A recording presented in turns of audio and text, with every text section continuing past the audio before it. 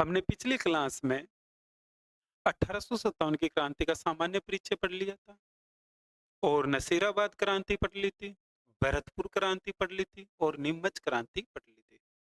अब हम आगे बढ़ते हैं और अब हम पढ़ेंगे जोधपुर में क्रांति की जाती है उसके बारे में, या फिर बात करें जोधपुर क्रांति। जोधपुर में एक सैनिक टुकड़ी थी जिसका नाम था जोधपुर लीजियन। जोधपुर लीजियन, ये जो जोधपुर लीजियन है, इसकी स्थापना एरन नामक गांव में की गई थी, इसलिए इसका नाम था एरिनपुरा सैनिक टुकड़ी। एरिनपुरा सैनिक टुकड़ी, ये जो एरिनपुरा सैनिक टुकड़ी है, इसमें राजस्थान के पूर्व से आगरा से कुछ सैनिक आए हुए थे। इस कारण ये सैनिक टुकड़ी पूर्विया सैनिक टुकड़ी भी कहलाई। क्या कहलाई? पूर्विया सैनिक टुकड़ी।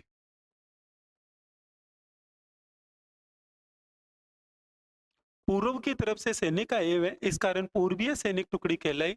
फॉर एग्जाम्पल, अगर आपके साथ कोई नागौर का व्यक्ति है तो आप उसे कहोगे नागौरी, कोई जयपुर का है तो जयपुरी, अगर कोई भरतपुर का है तो भरतपुरी। अलग अलग स्थानों के कारण उन्हें अलग अलग नामों से पहचाना जाता है। उसी प्रकार आगरा राजस्थान के पूर्व में है, तो पूर्व के सैनिक शामिल हुए हैं, इस कारण इस सैनिक टुकड़ी को पूर्वीय सैनिक टुकड़ी भी कहा गया। ये जो पूर्विया सैनिक टुकड़ी है या एरिनपुरा सैनिक टुकड़ी है, इसके कुछ सैनिकों को अभ्यास के लिए आबू भेजा हुआ है। कुछ सैनिक है जिन्हें अभ्यास करने के लिए आबू भेजा हुआ है और वो आबू में रुके हुए अनादरा गांव में।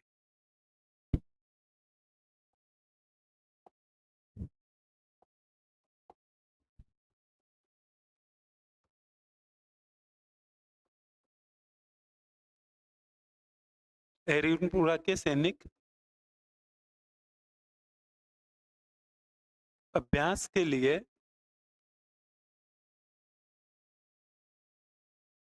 आबू के अनादरा गांव रुके हुए थे। आबू के कहाँ रुके हुए थे? अनादरा गांव। इन्हें सूचना मिलती है कि जो रीवा का ठाकुर है, कहाँ का ठाकुर? रीवा का ठाकुर, उस रीवा के ठाकुर ने विद्रोह कर दिया है और उस रीवा के ठाकुर के विद्रोह का दमन करने के लिए जाना है। वो सैनिक जो पूर्वीय सैनिक टुकड़ी के भाग है, उन्हें अनादरा गांव में अभ्यास के लिए भेजा हुआ था। उन्हें अब सूचना मिलती है कि रीवा का एक ठाकुर है जिसने विद्रोह कर दिया और उसके विद्रोह का दमन करने के लिए जाना है। पूर्वीय सैनिक टुकड़ी के सैनिक रीवा के ठाकुर से जाकर मिलते हैं और उसे समझाते हैं कि आप जो कर रहे हो गलत कर रहे हो। इस दौरान रीवा का ठाकुर उन्हें वापस समझाता है कि नहीं भाई, आप जो कर रहे हो ये गलत कर रहे हो। मैं तो कहता हूँ आप मेरे साथ हो जाओ और मिलकर क्रांति करते और इन गोरों को भगाएंगे। इनपुरा वाले सैनिकों ने बोला दिमाग खराब हो गया। बोला दिमाग खराब नहीं तो और क्या। क्या आपको समय पर वेतन मिलता है? बोला ना। अंग्रेजों को? बोला अंग्रेजों को तो पहले मिलता है। फिर भेदभाव तो है तुम्हारे साथ भी। तुम्हें समय पर वेतन मिलता है? नहीं। अच्छा खाना मिलता है? बोला नहीं। हथियार? हथियारों में चर्बी लगी हुई है गाय और सुअर की। इस बार जोधपुर लीजियन वाले सैनिकों का दिमाग ठनका और उन्होंने कहा कि यार भाई, है तो आप सही रहे हो और हमें क्रांति कर देनी चाहिए। रीवा के ठाकुर के विद्रोह को दबाने के लिए कुछ सैनिक गए हुए हैं, वो रीवा के ठाकुर के साथ मिलकर आबू में क्रांति कर देते हैं 21 अगस्त को। कब कर देते हैं? 21 अगस्त को। 21 अगस्त को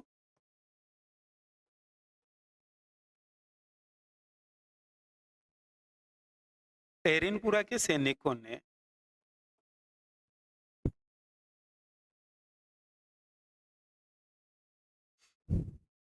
आबू में क्रांति की। आबू में क्रांति की। यहाँ एक अंग्रेज अधिकारी था, होल। उस होल के होल में आग लगा दी, उसके घर में आग लगा दी। बेचारा होल यहाँ से कैसे न कैसे जान बचाकर भगता है। अंग्रेज अधिकारी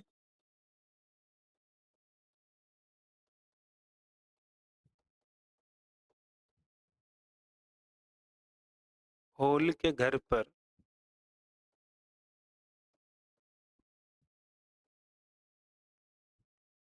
आक्रमण किया।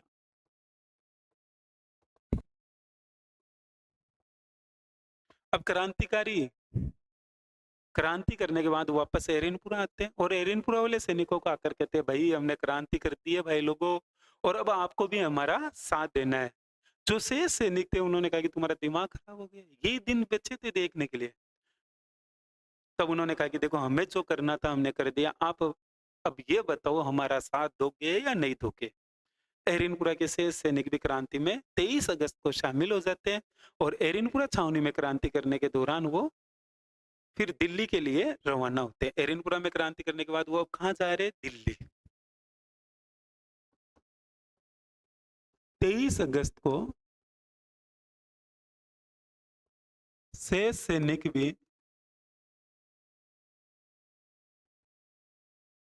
क्रांति में शामिल हो गए। एरिनपुरा के जो सैनिक थे, शेष सैनिक, वो क्रांति में शामिल हो गए। उन्होंने क्या कर दी? क्रांति कर दी। अब क्रांति करने के बाद ये दिल्ली जा रहे थे। जब ये दिल्ली जा रहे थे, खेरवा जो पाली में है, खेरवा का है पाली में, इनकी मुलाकात होती है यहाँ पर ठाकुर कुशाल सिंह चंपावत से। किससे मुलाकात होती है? ठाकुर कुशाल सिंह चंपावत से। ठाकुर कुशाल सिंह चंपावत जो आहुआ ठिकाने का ठिकानेदार है, आहुआ का ठिकानेदार, आहुआ का सामंत है। ये ठिकानेदार को या सामंत को बात एक ही। कौन है? ठाकुर कुशाल सिंह चंपावत। ठाकुर कुशाल सिंह चंपावत की इनसे मुलाकात होती है। ठाकुर कुशाल सिंह चंपावत इनसे पूछता है कि भाई कितने? तो ये कहते हैं दिल्ली जा रहे। दिल्ली क्यों? बहादुर शाह जफर के सामने उपस्थित होंगे, फरमान प्राप्त करेंगे, वापस आकर अटैक करेंगे। तो केवल फरमान के लिए दिल्ली जा रहे हो? बोला हाँ। बोला फरमान तो मैं ही दे दूंगा तुम्हें, तुम मेरा साथ दो। बोला ना, ऐसे कैसे साथ देते हैं भाई? बोला तुम मेरा साथ दो, तुम्हें क्या चाहिए? पैसे चाहिए? पैसे मैं दूंगा। हथियार चाहिए? हथियार मैं दूंगा। और हथियार तो इनके पास, सभी के पास पहले से थे। उसका मुख्य कारण है कि ये स्वयं एक सैनिक टुकड़ी है एरिनपुरा। इन सैनिकों के पास, सबके पास हथियार है, कारतूस है, बंदूकें हैं। तो इनसे कहा गया भाई आपकी रहने की, खाने की पूरी जिम्मेदारी हमारी बनती है, रसद व्यवस्था पूरी हम देंगे, आप तो हमारा साथ हो। ये सब तैयार हो जाते हैं। ठाकुर कुशाल सिंह चंपावत वह व्यक्ति है जो मारवाड़ के राजा तख्त सिंह से नाराज हुआ बेटा है। ठाकुर कुशाल सिंह चंपावती नहीं, मारवाड़ में जितने भी सामंत है, सब सामंत तख्त सिंह से नाराज हुए हुए हैं।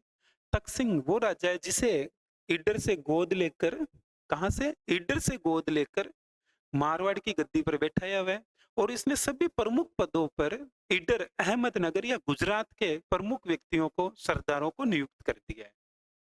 इसी कारण सभी सामंत नाराज हो जाते हैं। और जो ठाकुर कुशाल सिंह चंपावत है, ये ठाकुर कुशाल सिंह चंपावत यहाँ के सामंतों के गुट का नेता है।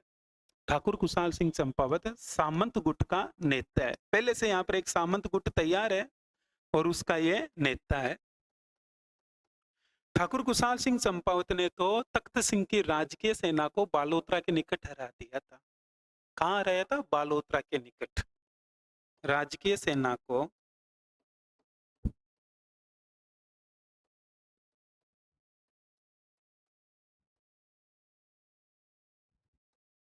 बालोतरा के निकट हराया।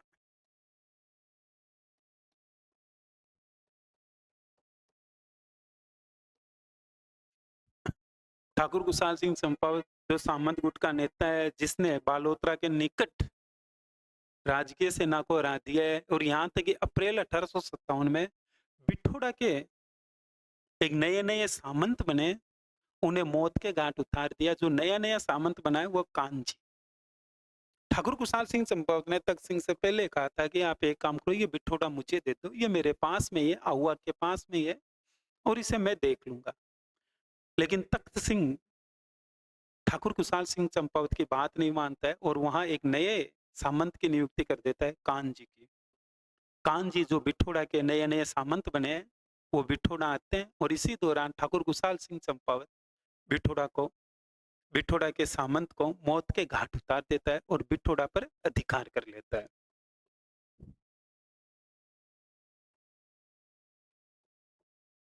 बिठोड़ा के सामंत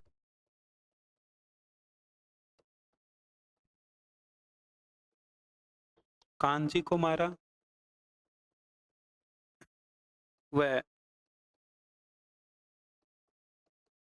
बिठोड़ा पर अधिकार किया। बिठोड़ा पर अधिकार कर रखा है, वही कौन कर रखा है? ठाकुर कुशाल सिंह चंपावत। ठाकुर कुशाल सिंह चंपावत ने अधिकार कर लिया। लड़ाई थी राजा तख्त सिंह और ठाकुर कुशाल सिंह चंपावत के बीच में। लपेट में आ गया बिठोड़ा का सामंत कांजी, मारा गया बिठोड़ा का सामंत कांजी।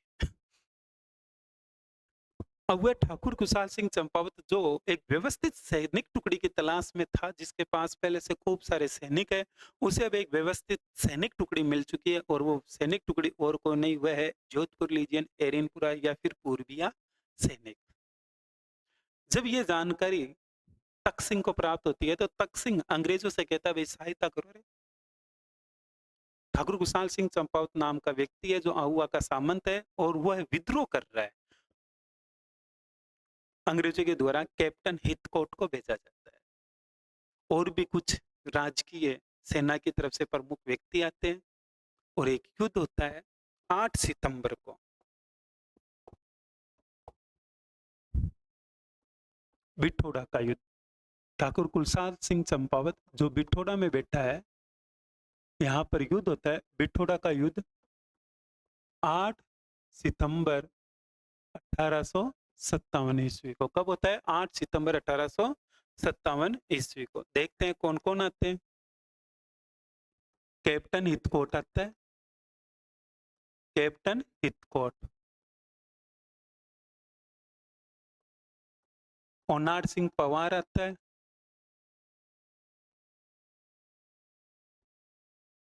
ओनाड सिंह पवार ये किलेदार था, जोधपुर का किलेदार।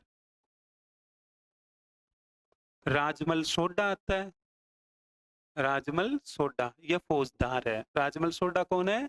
फौजदार। और कुशल राज सिंघवी भी आता है। कौन आता है? कुशल राज सिंघवी। कुशल राज सिंघवी पर हमने पहले भी चर्चा की। कुशल राज सिंघवी पर कहां पर चर्चा की थी हमने? नसीराबाद में, जहां अश्वारोही सैनिक टुकड़ी लेकर पहुंचता है कुशल राज सिंघवी। कुशल राज सिंघवी सेना नायक है, सेनापति है। और एक विजय सिंह मेहता भी आता है। कौन आता है? विजय सिंह मेहता। ये सभी मिलकर ठाकुर कुशाल सिंह चंपावत से युद्ध करने के लिए आ रहे हैं। किससे युद्ध करने के लिए? ठाकुर कुशाल सिंह चंपावत।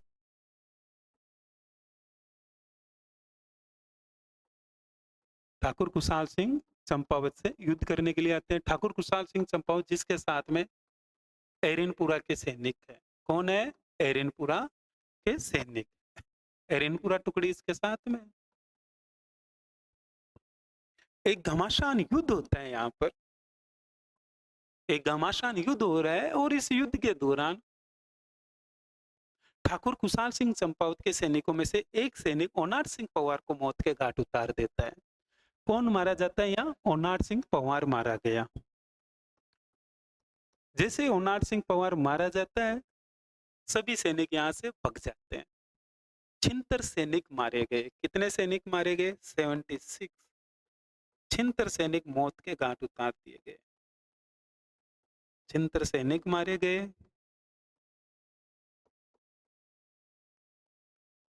1 लाख रुपया लूटा। कितना रुपया लूटा इनसे? 1 लाख रुपया। वह 12 तोपें लूटी। 1 लाख रुपया वह 12 तोपें लूटी।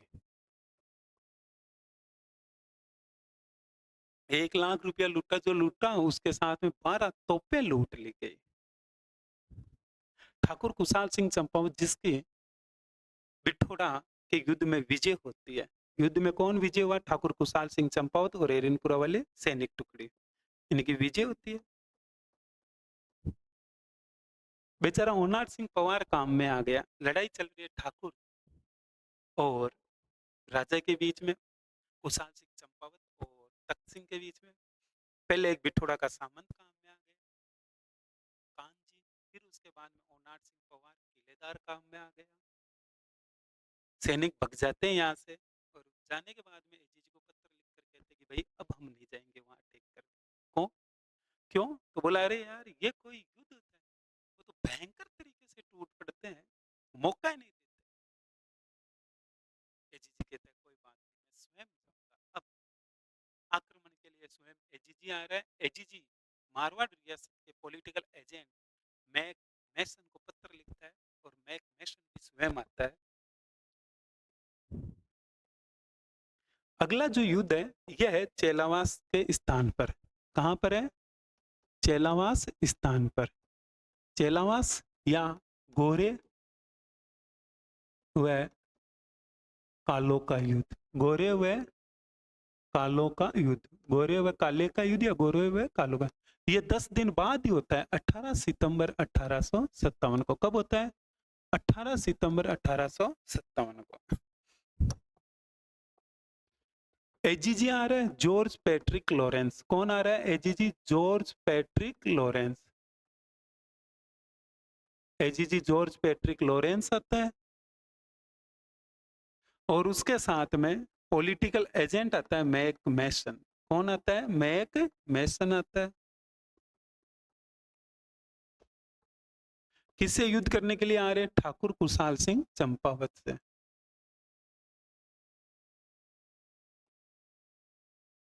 ठाकुर कुशाल सिंह चंपावत से युद्ध करने के लिए आते हैं। ठाकुर कुशाल सिंह चंपावत का साथ देने के लिए कौन है? एरिनपुरा, जोधपुर लीजियन। एरिनपुरा टुकड़ी है यहाँ पर, पूर्विया सैनिक। युद्ध के दौरान होता क्या है कि मैकमेशन युद्ध प्रारंभ होने से पहले ही पहुंच जाता है, और मैकमोशन देखता है कि सामने एक सैनिक टुकड़ी पहले से ही तैयार है, जो अंग्रेजी वेशभूषा में भी है, खूब सारे सैनिक है। तो उसे लगता है कि भाई एजीजी आ चुका है। एरिनपुरा वाले सैनिक भी सैनिक टुकड़ी थे पहले एरिनपुरा के, और अभी भी एरिनपुरा के, जो अंग्रेजी वेशभूषा में है, जिनके पास हथियार भी है। मैक मैसन उन्हें एजीजी के सैनिक समझकर उनकी तरफ चला जाता है, और इसी दौरान मैक मैसन मारा जाता है। कौन मारा जाता है? मैक मैसन।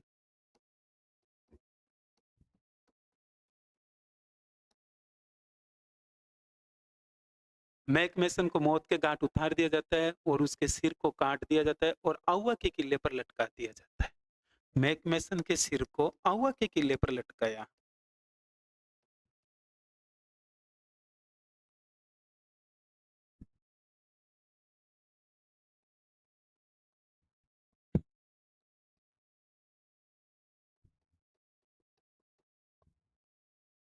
आउवा के किले पर लटका दिया मैक मैसन के, या मैक मोसन और मैसन एक है, मैक मैसन के सिर को।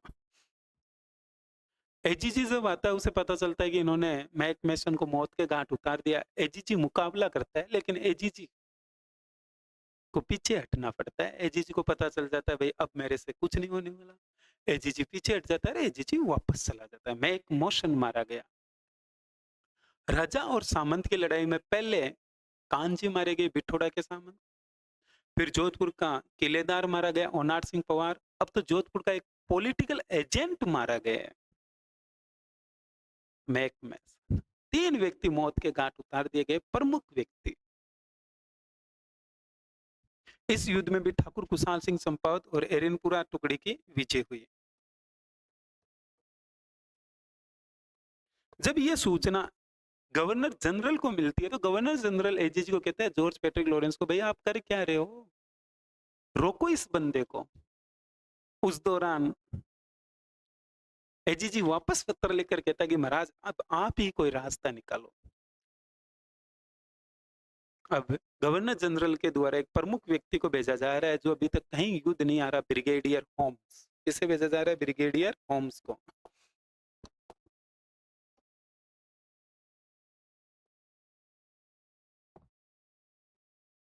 ब्रिगेडियर होम्स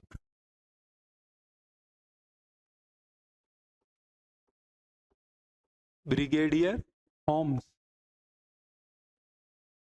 है हंसराज जोशी के नेतृत्व में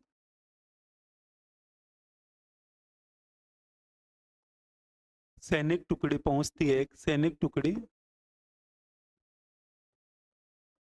20 जनवरी 1858 को आउआ पहुंचती है।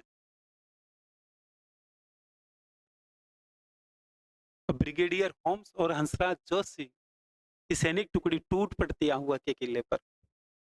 23 जनवरी की रात को ठाकुर कुशाल सिंह चंपावत को ऐसा फील होता है कि अब मेरी विजय प्राप्त नहीं होगी, मुझे और भी सैनिकों की जरूरत है। ठाकुर कुशाल सिंह चंपावत 23 जनवरी की रात को यहाँ से निकल जाता है। सैनिक सहायता लेने के लिए मेवाड़ चला जाता है। 23 जनवरी को ठाकुर कुशाल सिंह चंपावत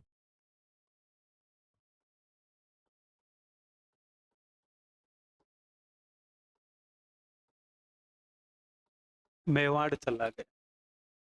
जब ठाकुर कुशाल सिंह चंपावत मेवाड़ गया ना, तब इसने आउआ की जिम्मेदारी अपने भाई पृथ्वी सिंह लांबिया को सौंपी। किसे सौंपी? पृथ्वी सिंह लांबिया को। पृथ्वी सिंह लांबिया जो कर्नल होम्स और हंसराज जोशी का डटकर मुकाबला करता है, लेकिन आहुआ का किलेदार जो है वो हंसराज जोशी और कर्नल होम्स से मिल जाता है, ब्रिगेडियर होम्स से मिल जाता है, दूर के दरवाजे खोल देता है। इस दौरान पृथ्वी सिंह लांबिया युद्ध करते हुए मारा जाता है। 24 जनवरी को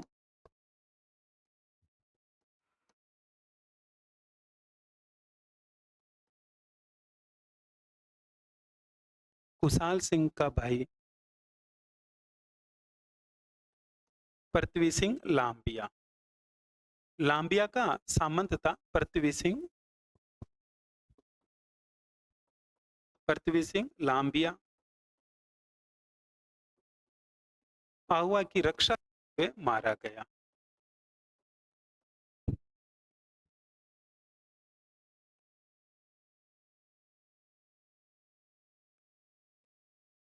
आहुआ के किले के ऊपर कर्नल होम्स का अधिकार हो चुका है। कर्नल होम्स का जब अधिकार होता है तो वो 124 क्रांतिकारियों को पकड़ता है, जिनमें से 24 को फांसी की सजा दे देता है। 124 क्रांतिकारियों को पकड़ा गया। कितनों को? 124 क्रांतिकारियों को पकड़ा गया।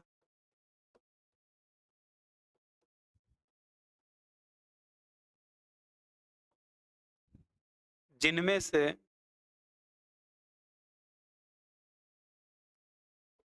24 को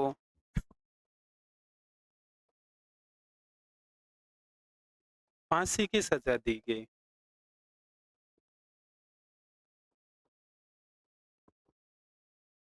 ब्रिगेडियर होम्स हंसराज जोशी के साथ आता है, आहुआ पर अटैक करता है 20 जनवरी को। 23 जनवरी को यहाँ से आहुआ के सामंत ठिकानेदार ठाकुर कुशाल सिंह चंपावत मेवाड़ निकले थे 23 जनवरी की रात को। 24 जनवरी को उनका भाई पृथ्वी सिंह लांबिया आहुआ की रक्षा करते हुए मारा जाता है। ठाकुर कुशाल सिंह चंपावत के यहाँ पर 124 व्यक्ति पकड़े जाते हैं, जिनमें से 24 को फांसी की सजा दे दी जाती है। अब आहुआ पर कर्नल होम्स का अधिकार हो गया, और उसने अधिकार होने के बाद में यहाँ से एक सुगाली माता की मूर्ति थी, इसने इसे अपने अधिकार में ले लिया। कहा जाता है कि ठाकुर कुशाल सिंह चंपावत की विजय का मुख्य कारण थी तो वो थी सुगाली माता, अहम भूमिका निभाई थी। अंग्रेजों में तो इतनी अफवाह फैल गई थी कि हम जो भी सैनिक मारे हैं उन्हें सुगाली माता के आशीर्वाद से पुनः जीवित होने का वरदान मिला हुआ है, कि सुगाली माता के आशीर्वाद से वो पुनः जीवित हो जाते हैं, और उनके व्यक्ति तो हमारे से मारे ही नहीं जा रहे। इस कारण कर्नल होम्स ने सुगाली माता की मूर्ति को अपने साथ ले लिया और वागड़ संग्रहालय में सुरक्षित रखवाया। कालांतर में इसे वागड़ संग्रहालय में रखवाया गया, लेकिन वसुंधरा राज्य ने 2018 में आहुआ को यह मूर्ति पुनः लौटा दी थी।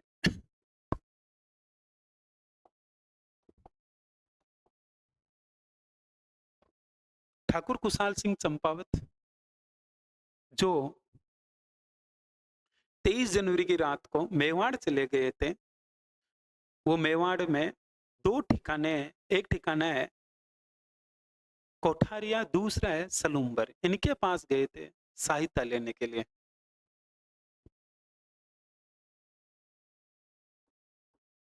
ठाकुर कुशाल सिंह चंपावत को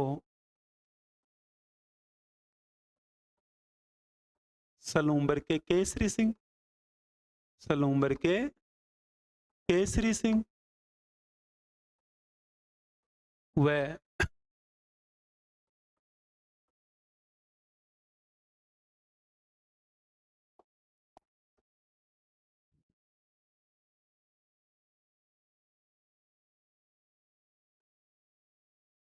कोठारिया के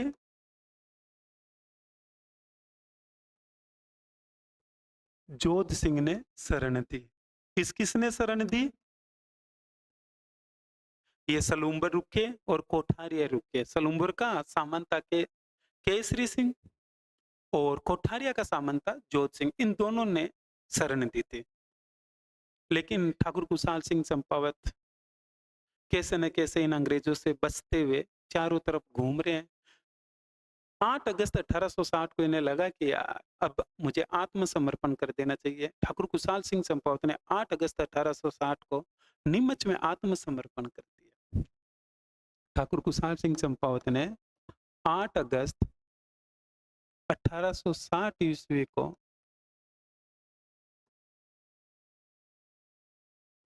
नीमच में आत्मसमर्पण किया। कहां पर किया? नीमच में।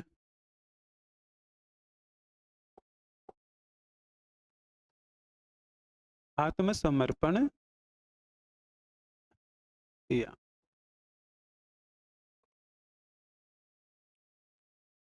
10 नवंबर 1860 ईस्वी को एक जांच आयोग बैठाया गया, Taylor commission. Taylor commission, Taylor इसका प्रमुख व्यक्ति है। ये जो टेलर कमीशन है, ये जांच आयोग है। एक जांच आयोग बैठाया जा रहा है ठाकुर कुशाल सिंह चंपावत के लिए। ठाकुर कुशाल सिंह चंपावत के लिए जब जांच आयोग बैठाया गया तो ठाकुर कुशाल सिंह चंपावत ने कहा कि महाराज मेरी गलती तो बताओ आप। टेलर ने कहा यार अभी भी तू गलती पूछ रहा है, तेरे कारण इतने युद्ध हो चुके और तू युद्ध में विजेता भी रहा और तू ही पूछ रहा है कि कारण। उसने कहा महाराज पहले तख्त सिंह जी को बुलाओ, अगर जांच करनी है तो सही जांच तब भी होगी जब कौन आएंगे? तख्त सिंह जी आएंगे। तख्त सिंह जी आते हैं और तख्त सिंह जी से ठाकुर कुशाल सिंह चंपावत कहता है कि आपके और मेरे बीच में जो युद्ध छिड़ा था वो किस बात को लेकर छिड़ा? तख्त सिंह जी कहते हैं बिठोड़ा को लेकर। तो फिर तब टेलर कहता है कि वो जो एरिनपुरा वाले सैनिक टुकड़ी थी, उन्होंने आपका साथ क्यों दिया? तो कहा कि महाराज उन्होंने तो मुझे डराया धमकाया, तब मैं साइलेंट रहा। अच्छा ये बात है, आपने हमारे एक अंग्रेज अधिकारी मैक मैसन, मारवाड़ के पॉलिटिकल एजेंट को मौत के घाट उतार दिया और अभी भी आप कह रहे हो कि उन्होंने आपको डराया। बोला नहीं महाराज, मैंने कहा मारा, उन्होंने ही मारा। और यहाँ तक कि उन्होंने मारकर आहुआ के किले पर लटका दिया था। उसके बाद मैंने मैक मैसन का अंतिम संस्कार करवाया और हम तो रोजाना पाठ पूजा करते हैं उनके, अगरबत्ती करते हैं, हमारे तो लोक देवता है मैक मैसन। टेलर ने जांच आयोग को भेजा तो पता चला कि हाँ, चेलावास में मैक मैसन की कब्र है और उसकी पाठ पूजा की जाती है। रेबारी समाज के लोग मैक मैसन की पाठ पूजा करते हैं, अगरबत्ती करते हैं, रोजाना लोक देवता के रूप में पूजते हैं। मेरे तो राड थी तो लड़ाई थी तो तख्त सिंह से थी, मैक मैसन से थोड़ी थी। और मैंने मैक तख्त सिंह से पहले कहा था कि मुझे बिठोड़ा दे दे, मुझे कुछ नहीं चाहिए। और इसने प्रमुख पदों पर गुजरातियों को बैठा दिया था। समस्या मेन वो थी, हमने तो बात रखी थी, ये सुनने के लिए तैयार नहीं था राजा। जांच आयोग में ठाकुर कुशाल सिंह चंपावत निर्दोष घोषित हुआ। कुशाल सिंह चंपावत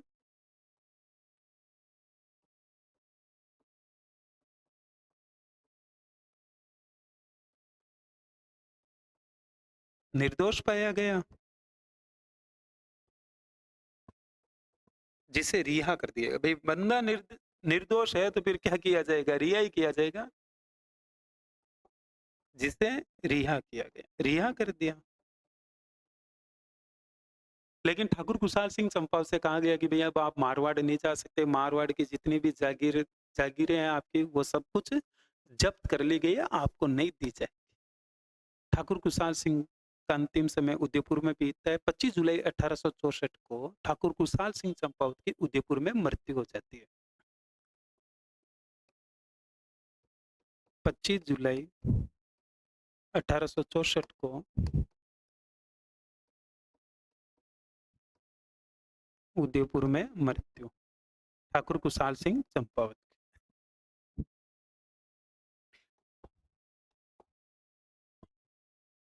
आखिर ऐसा क्या कारण रहा कि जो व्यक्ति बिठूड़ा के युद्ध में विजय हुए, चेलावास के युद्ध में विजय हुए, बालोतरा के पास में राजकीय सेना को हरा रहे, यहाँ तक कि बिठूड़ा के सामंत को अप्रैल 1857 में मौत के घाट उतारा है, वो कर्नल होम्स से युद्ध हार गया।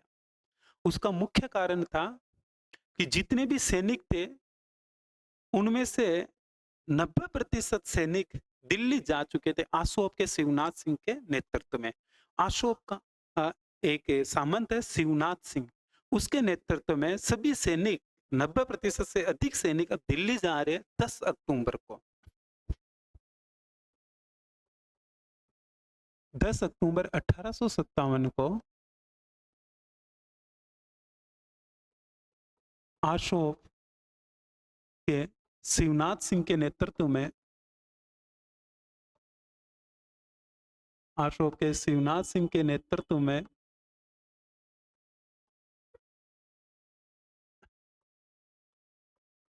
सैनिक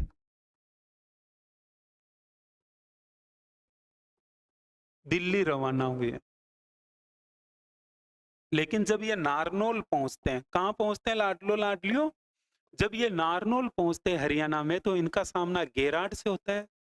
शिवनाथ सिंह का युद्ध होता है, शिवनाथ सिंह युद्ध हार जाता है, गेराड यहां घायल हो जाता है। एक अंग्रेज अधिकारी है गेराड।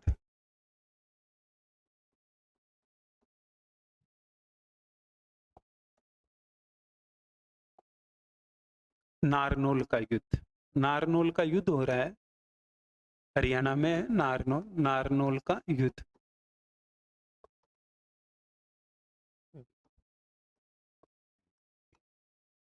गेराड वर्सेज अशोक के शिवनाथ सिंह।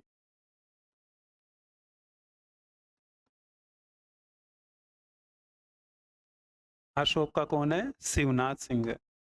इनके बीच में युद्ध होता है और गेराड घायल होता है, वह विजय, घायल भी होता है और विजय भी होता है। शिवनाथ सिंह जो युद्ध हार चुका है, अब ये वापस पीछे हट जाता है। शिवनाथ सिंह की भी मारवाड़ रियासत के द्वारा जागीरें जब्त कर ली गई। इनके द्वारा नारा दिया गया था, चलो दिल्ली मारो फिरंगी, चलो दिल्ली मारो फिरंगी। देखो अगर वैसे देखें तो अधिकतर सब सैनिक दिल्ली जा रहे, तो सबका एक ही नारा था, भाई चलो दिल्ली मारो फिरंगी। आरपीएससी का फेवरेट क्वेश्चन है ये कि कौन सी सैनिक टुकड़ी के द्वारा ये नारा दिया गया, चलो दिल्ली मारो फिरंगी? तो आपका आंसर होना चाहिए एरिनपुरा जोधपुर लीजन या पूर्वीय सैनिक टुकड़ी ने। किसके नेतृत्व में दिया? शिवनाथ सिंह के नेतृत्व में। जो एरिनपुरा सैनिक टुकड़ी है, इसके कुछ प्रमुख व्यक्ति है, कुछ नेता है। एरिनपुरा के नेता तिलक खां। कौन है रे? तिलक खां। जब आपके तिलक निकाला जा रहा हो तो कैसा निकाला जाना चाहिए? मोती जैसा। तो मोती खां भी है। अगर आपके तिलक मोती जैसा निकाल दिया जाए तो आपका मन शीतल हो जाता है, शांत हो जाता है। शीतल प्रसाद। एरिनपुरा के नेता कौन कौन है? तिलक, मोती खां, शीतल प्रसाद। जब आपके तिलक निकाला जा रहा हो, अगर तिलक मोती जैसा हो तो मन शांत हो जाता है, शीतल हो जाता है। तो याद रखना है, तिलक खां, मोती खां और शीतल प्रसाद। एक अब्बास अली नाम का व्यक्ति था। क्या नाम से? अब्बास अली। इस अब्बास अली ने अंग्रेजों को पत्र लिखा था, माफी पत्र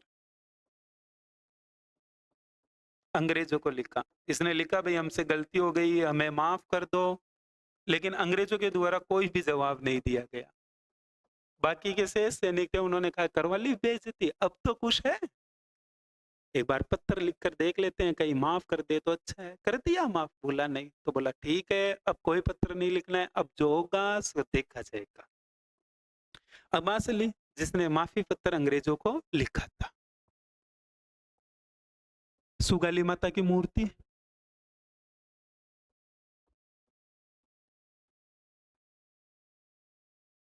जो कर्नल होम्स द्वारा ले जाई गई। एक तो सुगाली माता का मंदिर, एक कामेश्वर मंदिर।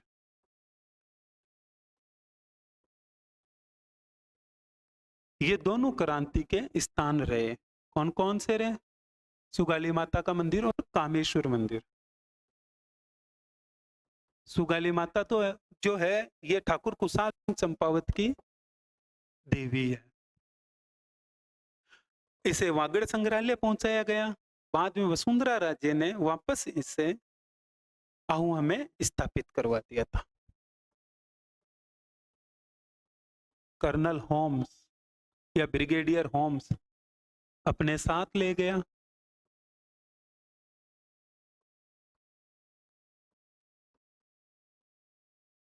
जिससे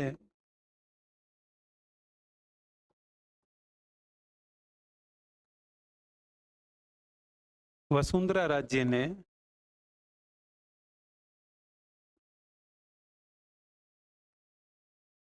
आहुआ में उन्हें स्थापित करवाया।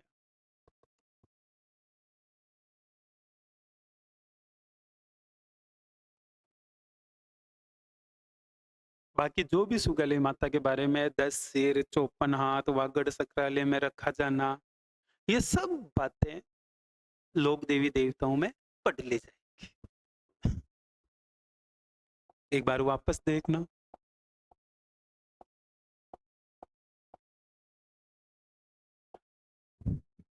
जोधपुर लीजियन, एरिनपुरा या फिर पूर्बिया सैनिक टुकड़ी। एरिनपुरा के कुछ सैनिक है जिन्हें अभ्यास के लिए आबू अनात्रा गांव में भेजा हुआ है और इन्हें जानकारी प्राप्त होती है कि रीवा के ठाकुर ने विद्रोह कर दिया, इसलिए उसके विद्रोह को शांत करने के लिए जाते हैं। लेकिन ये तो स्वयं 21 अगस्त को विद्रोह कर देते हैं और 23 अगस्त को शेष जो एरिनपुरा के सैनिक थे उन्होंने विद्रोह कर दिया। ये सब खेरवा में पहुंचे थे। वहां ठाकुर कुशाल सिंह चंपावत की इनसे मुलाकात होती है। ठाकुर कुशाल सिंह चंपावत का ये साथ देने के लिए तैयार हो जाते हैं। ठाकुर कुशाल सिंह चंपावत वह व्यक्ति है जिसने सामंत गुट बना रखा है, राजकीय सेना को बालोतरा के निकट रहे है, बिथोड़ा के सामंत कांजी को मारा और बिथोड़ा पर अधिकार कर लिया। कब की बात है? अप्रैल 1857। कब रे? अप्रैल 1857 में बिठोड़ा का युद्ध होता है 8 सितंबर को, जिसमें ठाकुर कुशाल सिंह चंपावत के सैनिकों के द्वारा ओनार सिंह किलेदार को मार दिया जाता है। बाकी सभी सैनिक यहाँ से भग जाते हैं। छिंतर सैनिकों को मार दिया गया, 1 लाख रुपया लूटा गया, 12 तोपें लूटी गई। अगला युद्ध होता है चेलावास या गोरे और कालो का युद्ध 18 सितंबर 1857 को, जिसमें एजीजी जॉर्ज पैट्रिक लॉरेंस को पीछे हटना पड़ा। यहाँ पर पॉलिटिकल एजेंट मैक मेसन मार दिया गया, जिसका सिर है वो किले पर लटका दिया गया और क्रांतिकारी गीत गाने लग गए। ढोल बाजे चंगे बाजे भलो बाजे बांकियो, मेक मोशन रो सिर काट आहुआ माते टांकियो, कि हमने आहुआ के किले पर टांग दिया। किसका सिर? मैक मेसन का। जब ठाकुर कुशाल सिंह चंपावत को पता चलता है तो वो उसका अंतिम दाह संस्कार करवाता है और वहां बाद में पाठ पूजा की जाती है रेबारी समाज के लोगों के द्वारा। ब्रिगेडियर होम्स और हंसराज जोशी आते हैं, जिनके नेतृत्व में सैनिक टुकड़ी 20 जनवरी 1858 को आहुआ पहुंचती है। 23 जनवरी को ठाकुर कुशाल सिंह चंपावत मेवाड़ चला जाता है सहायता के लिए। 24 जनवरी को ठाकुर कुशाल सिंह चंपावत का भाई पृथ्वी सिंह लांबिया आहुआ की रक्षा करते हुए मारा जाता है।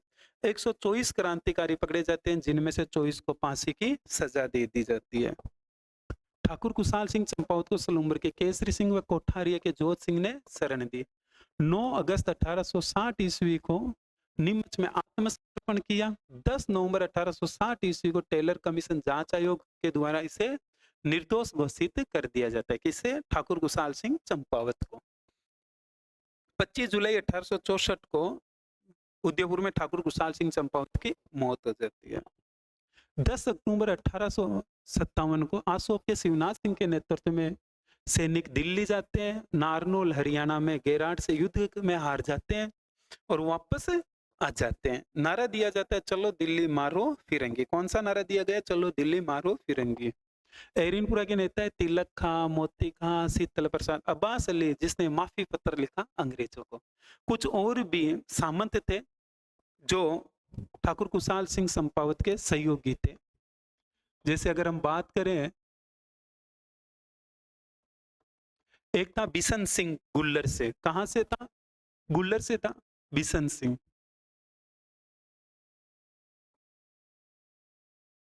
गुल्लर से। गुल्लर कहाँ है रे भाई? नागौर है।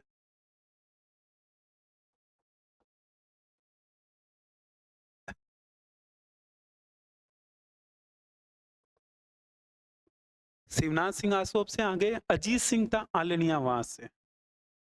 अजीत सिंह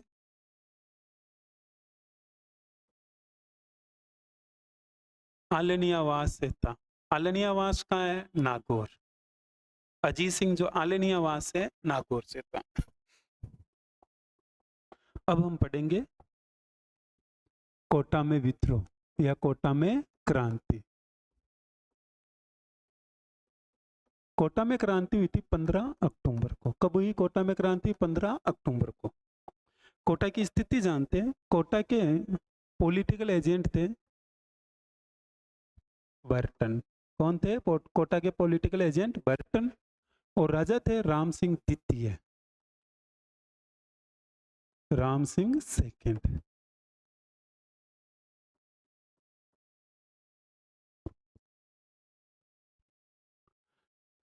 कोटा के जो पॉलिटिकल एजेंट है बर्टन, ये political agent Burton Kota contingent को लेकर नीमच गया हुआ था, नीमच पर कंट्रोल करने के लिए।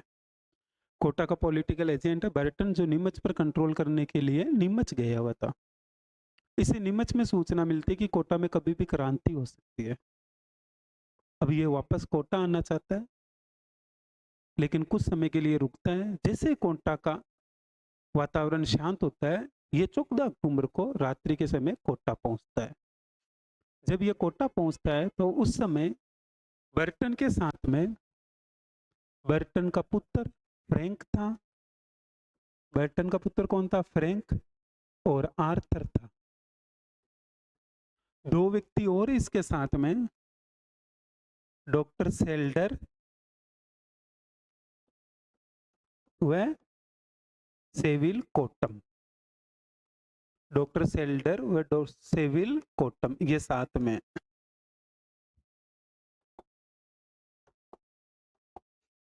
जब पॉलिटिकल एजेंट बर्टन कोटा पहुंचता है तो कोटा के राजा राम सिंह द्वितीय को पूरी जानकारी देता है कि यहाँ पर कभी भी क्रांति हो सकती है। आप एक काम करो, मेरे पास लिस्ट है कि ये कुछ प्रमुख व्यक्ति है जो क्रांति कर सकते हैं।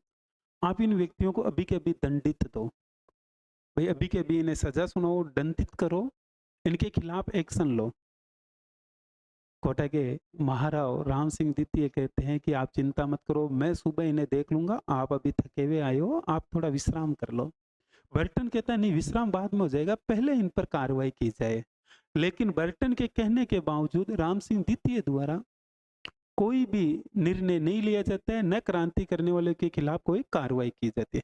जब ये मीटिंग की गई उस समय राजा राम सिंह द्वितीय के साथ में एक वकील था जिसका नाम था नंद किशोर। क्या नाम था? नंद किशोर। भगवान जाने, अल्लाह जाने ये खबर कैसे बाहर निकली कि प्रातः काल जो क्रांति करने की योजना कर रहे कुछ प्रमुख व्यक्ति है, उनके खिलाफ कार्रवाई की जाएगी। और जिन व्यक्तियों के खिलाफ कार्रवाई करने की योजना बनाई गई वो व्यक्ति कौन थे? जिन्हें क्रांति का नेता घोषित किया गया था। क्रांति के नेता।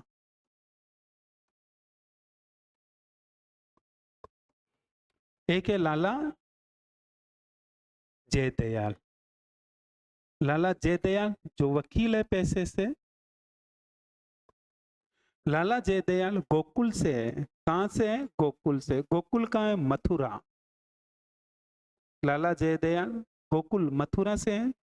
और एक थे मेहराब खां। कौन थे? मेहराब खां। मेहराब खां रिसालदार थे। मेहराब खां कौन थे? रिसालदार।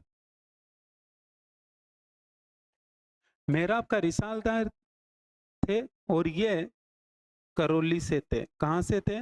करौली से। और भी अन्य सहयोगी थे जैसे करीम खां, रतनलाल, हरदयाल,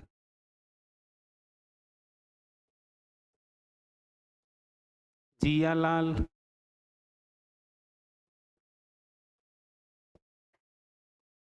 ये जो क्रांति के नेता हैं इन सब ने मिलकर प्रातःकाल क्रांति कर दी। 15 अक्टूबर को क्रांति कर दी। और इन सभी ने Burton, Frank, Arthur, Selder, Seville Quantum, इन सबको मौत के घाट उतार दिया, इन सबको मार दिया। क्रांतिकारियों ने बर्टन, उसके दोनों पुत्र फ्रैंक आर्थर, डॉक्टर सेल्डर और सेविल क्वांटम, इन सबको मौत के घाट उतार दिया था। राम सिंह द्वारा जब इन्हें मारा जा रहा था तो उस दौरान अपने एक प्रतिनिधि को भेजा गया इन्हें बचाने के लिए, देवीलाल। देवीलाल बीच बचाव के दौरान मारा गया। देवीलाल भी लपेटे में आ गया। कौन काम में आ गया? देवीलाल। देवीलाल को भी मौत के घाट उतार दिया गया। महाराव प्रतिनिधि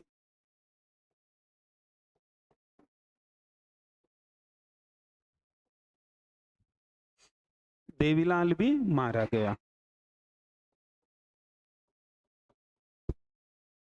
राम सिंह द्वितीय को बंदी बना लिया गया। जो राम सिंह द्वितीय है इसे कोटा दुर्ग में बंदी बना लिया गया। और राम सिंह द्वितीय से कहा गया जैसे हम कहे वैसे करे तो ठीक है, नहीं तुझे भी मार देंगे। राम सिंह द्वितीय जो बेचारा एकदम घबराया हुआ है, समझ में नहीं आ रहा अब करे तो क्या करे।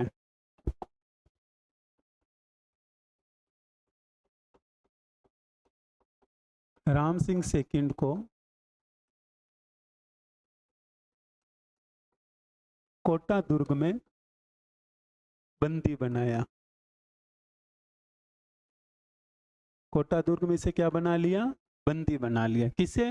राम सिंह द्वितीय को। राम सिंह द्वितीय को बंदी बना लिया गया। जब ये जानकारी मथुराधीश के मंदिर के महंत कन्हैयालाल गोस्वामी को मिलती है तो वो कहते हैं क्रांतिकारी यार आप ये गलत कर रहे हो। अगर आप राजा को बंदी बना रहे हो तो ये तो सरासर गलत है। ये कोटा का अपमान है। आपने कोटा पर अधिकार कर लिया, ये अच्छी बात है, उसमें मैं आपको कुछ नहीं कहूंगा, लेकिन आप एक राजा का इतना भी अपमान नहीं कर सकते। आप उन्हें थोड़ी बहुत तो छूट दो, थोड़ी बहुत तो आजादी दो। वो दुर्ग में घूम सके, आप तो उन्हें उनके रूम में बंद करके रख रखे हो। तो वो मथुराधीश माथुर के महंत कन्हैयालाल गोस्वामी से कहते हैं कि ठीक है हमारी कुछ 9 मांगे है, अगर राजा जी ये मांगे मान लेके तैयार है तो हम उन्हें इतनी आजादी दे देंगे। मथुराधीश के महंत कन्हैयालाल गोस्वामी के द्वारा एक समझौता करवाया जा रहा है राजा और क्रांतिकारियों के बीच में।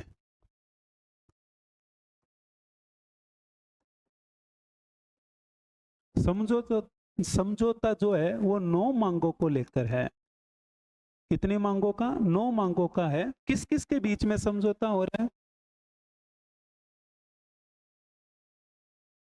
राम सिंह द्वितीय व क्रांतिकारियों के बीच में। राम सिंह द्वितीय व क्रांतिकारियों के मध्य समझौते में 9 मांगे रखी गई और सभी स्वीकार कर ली गई। राम सिंह ने मांगे स्वीकार की। राम सिंह ने मांगे स्वीकार की। भाई राम सिंह के पास और कोई ऑप्शन ही नहीं था। यहाँ तक कि इन्होंने तो राम सिंह को मांगे पढ़ने ही नहीं दी। बोला हम भी पढ़कर सुना देंगे, तू तो हस्ताक्षर कर अगर तुझे आजादी चाहिए। राम सिंह को लगा कि एक बार आजादी ले लूं फिर देखूंगा तुम सबको, और राम सिंह ने हस्ताक्षर कर दिए। इनमें से कुछ दो प्रमुख मांग है कि कोटा का प्रशासक लाला जयदयाल को बनाया जाता है। किसे बनाया जाता है? लाला जयदयाल को। दूसरी थी बर्टन सहित अंग्रेजों को मारने का आदेश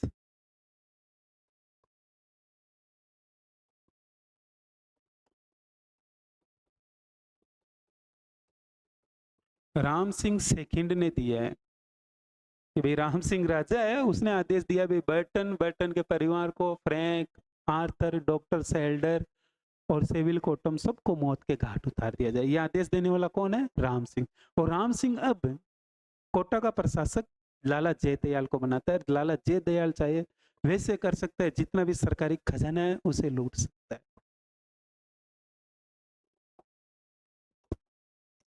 राम सिंह द्वितीय जो अब कोटा दुर्ग में बंदी है, जिसे चारों तरफ से सैनिकों ने घेर रखा है, क्रांतिकारी सैनिकों ने, अब वो आजादी चाह रहा है लेकिन उसे आजादी मिल नहीं रही है। उसने करौली के शासक मदन पाल को पत्र लिखा। करौली का शासक मदन पाल स्वयं आता है और कोटा को आजाद करवाता है। जो कोटा दुर्ग है उसे आजाद करवाता है कौन? करौली का शासक मदन पाल।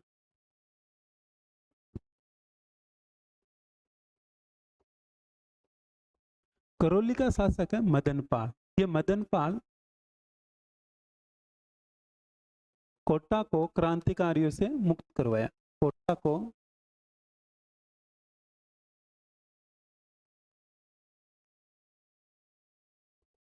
क्रांतिकारियों से मुक्त करवाया। अब राजा जी ने आगे पत्र लिखा अंग्रेजों को, भाई कहाँ हो? आपने कहा था सहायता करेंगे, यहाँ बर्टन मारा गया, फ्रैंक मारा गया, ऑर्थर मारा गया, डॉक्टर सेल्डर मारा गया, यहाँ तक सेविल कोल्टम मारा गया और मेरा प्रतिनिधि देवीलाल भी मारा गया। आप हो कहाँ? जब ये जानकारी अंग्रेजों को मिलती है तो अंग्रेजों की तरफ से जनरल रॉबर्ट्स आता है। यहाँ पर कौन आता है? General Roberts.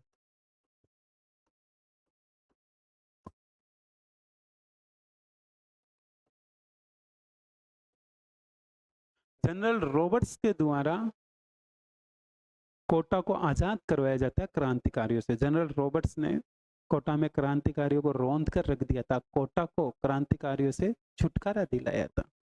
जनरल रॉबर्ट्स ने कोटा को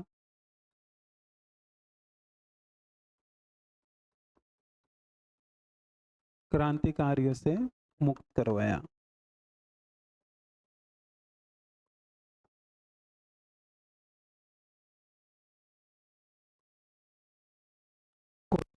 यहाँ पर क्या है? सॉरी, कोटा दुर्ग। लाला जयदयाल और मेहराब खां यहाँ से भाग गए। लाला जयदयाल और मेहराब खां को पकड़ा गया 17 सितंबर 1860 को और उन्हें फांसी पर लटकाया। उसी जगह लटकाया गया जहां उन्होंने बर्टन, बर्टन के दोनों पुत्र फ्रैंक, आर्थर, डॉक्टर सेल्डर और सेविल कोटम को मौत के घाट उतारा। वहीं पर इन्हें लाकर फांसी पर लटकाया गया 17 सितंबर 1860 को। लाला जयदयाल वह मेहराब खां को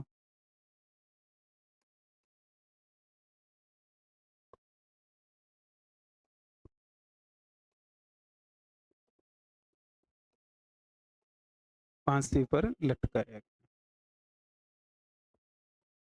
लगभग कोटा 6 माह तक क्रांतिकारियों के अधीन रहा। कितने माह? 6 माह। 6 माह तक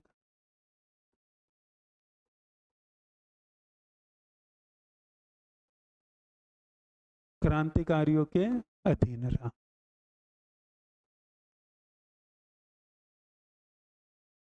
जब क्रांतिकारी रॉबर्ट्स के आक्रमण के दौरान वो दिल्ली जा रहे थे तो उनकी सहायता भंवरगढ़ में की गई। भंवरगढ़ के व्यापारी थे, उन्होंने दिल खोलकर सहायता की थी। अंग्रेजों को जब पता चला तो अंग्रेजों ने उनके ऊपर जुर्माना लगाया 51 रुपये प्रति व्यापारी।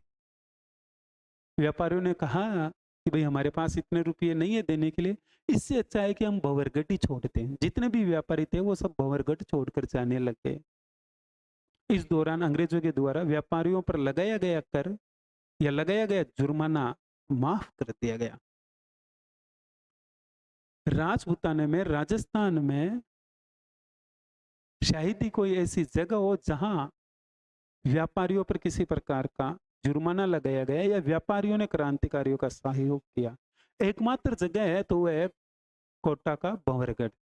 और एकमात्र राजपूताना की ऐसी रियासत है जिसने खुलकर क्रांतिकारियों का सहयोग किया, तो वो थी शाहपुरा, जहां के लक्ष्मण सिंह ने नीमच के क्रांतिकारियों का सहयोग किया था। 2 दिन उसके पास रुके थे, उनके लिए रसद की व्यवस्था की थी।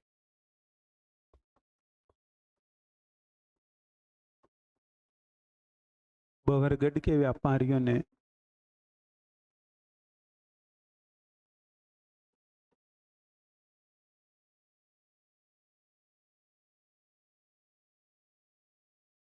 क्रांतिकारियों का सहयोग किया।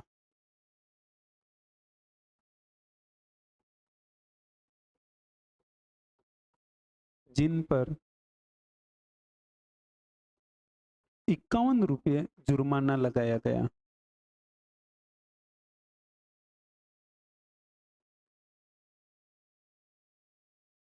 लेकिन बाद में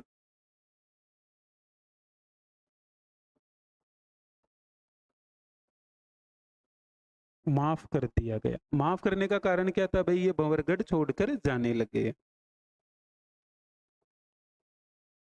कोटा क्रांति कंप्लीट। चलो एक बार रिवीजन कर लेते हैं।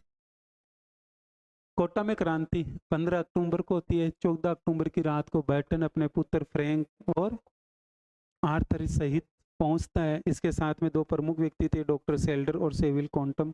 इन सबको क्रांतिकारियों के द्वारा मौत के घाट उतार दिया जाता है। यहाँ तक कि प्रतिनिधि जो राजा का था देवीलाल, उसे भी मार दिया गया। राम सिंह द्वितीय को बंदी बना लिया जाता है कोटा दुर्ग में। करौली के शासक मदन पाल इन्हें रिहा करवाते हैं, लेकिन इससे पहले समझौता करवाया जाता है एक, किनके द्वारा? मथुराधीश मंदिर के महंत